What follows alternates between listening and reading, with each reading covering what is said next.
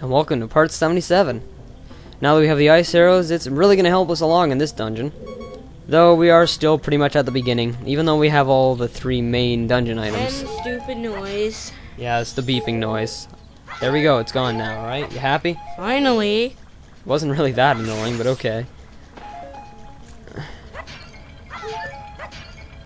To be fair, if you don't have a beeping noise, it's even more annoying, really. I mean, I've played games before that don't have any kind of indication that you're low on health, and it's actually kind of frustrating. Because then sometimes you just don't notice that you're low on health. It's very annoying. But, yeah, I like the Minish Cap the most because it notified you. It notified you that you were low on health, but it wasn't annoying. It was just like this really subdued beeping noise. I played games before where it has a really, really obnoxiously loud noise, and it's really annoying. This game is not too bad. It's okay. So, we're going to test out the ice arrows now. After a short break there, because I had to go get some water. I forget exactly. And there we go, without even putting it on the C button. There we go. Now, Mr. Octorok, you are no longer squishy. There we go.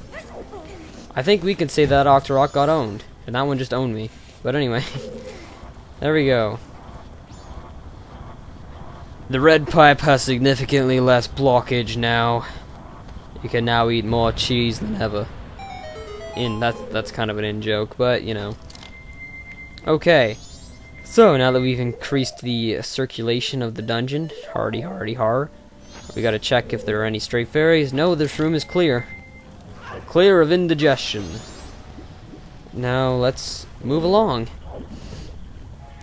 Now that I've gotten rid of all the blockage in the red pipe, maybe we can finally go ahead and go back and turn the turn key in the first room to turn the direction of the whirlpool.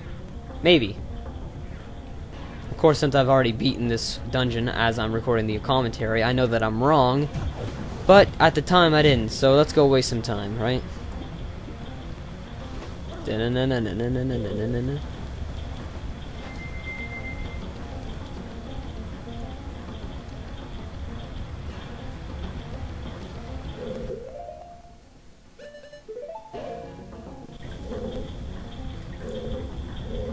Let's wait for this thing. Whoopsie daisy. Yeah, missed completely. And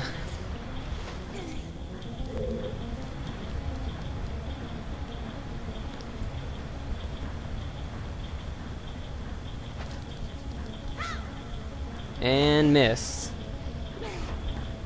God, no one's more talented than Bran. Okay. And if you hear the music, you can tell that I went into turbo mode because I was getting fed up.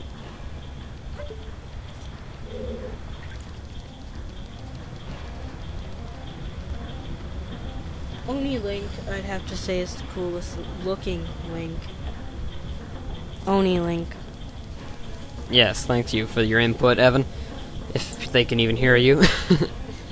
He said Oni Link is the coolest looking Link ever. And I said meh. Actually, I didn't say meh, but I'm saying it now. So let's turn this key again. See what happens.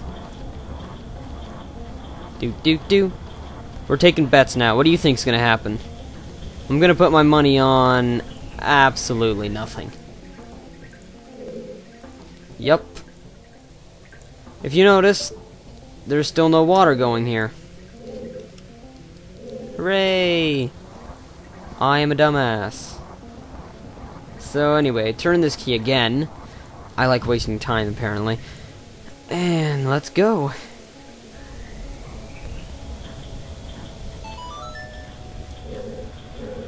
I'm really sorry about this. How many times am I going to turn this key before it's the right time to turn this key?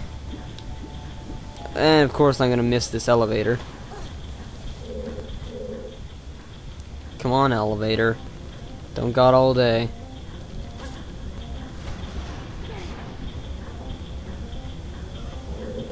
Let's move onward. But I'm not gonna fall for that trap again, Mr. Skulltula. I'm not that kind of man. Okay, there's some weird lag while I'm recording this, but I don't think that lag's gonna be there when I render it. Maybe. Whatever. If there was lag there, then there really is lag. I don't know. Now, let's not miss this geyser. Knowing now that I said that, of course I'm gonna miss the geyser. Let's go around again. You know what I love? Watching playthroughs where the person screws up constantly. God, that's fun. That's pretty much like watching someone play I Want to Be the Guy. Except, you know, if I played I Want to Be the Guy, it would be like 2,000 parts, because I can't even play an easy game without dying 100 times.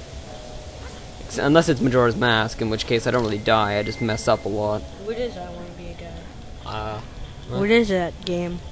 Oh, that sounded really scripted. It wasn't. I Want to Be the Guy is, it's a freeware game on the internet that's really, really hard. Sadistically hard, as a joke. Anybody watching this, if you haven't heard of it yet, the J-Man has a really cool playthrough of it. It's about, I don't know, it's quite long. I don't actually remember exactly how long it is, but it's pretty long. There's lots of playthroughs of it on YouTube. And there's even a playthrough by the creator of the game, in which he also gets angry at it because it's so hard. So it's pretty funny to watch. I've not actually played it yet, but I'm not even going to bother because I just know right away it's going to turn into another Jumper 2 playthrough.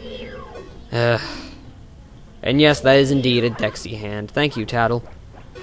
Let's murder it again. And again, and again. What's the Jumper 2? And Evan just asked me what the Jumper 2 is. No, I mean, what happened with it?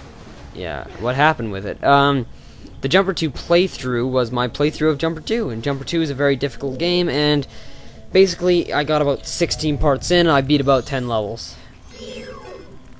Yeah, so yeah, and the levels were like short levels.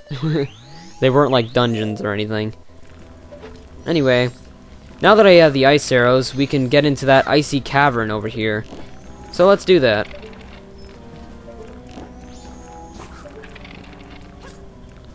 Put on the bunny hood, since I can't put ice that close to the wall. And here we are. What's behind this great big block of ice? Well, I'll melt it for now. But I can't go through this door until part 78. Why? Well, my contract says I have to end every part on a cliffhanger. Sorry about that. So in part 78, we'll deal with whatever's behind this door. See you then. Sorry for the cliffhanger.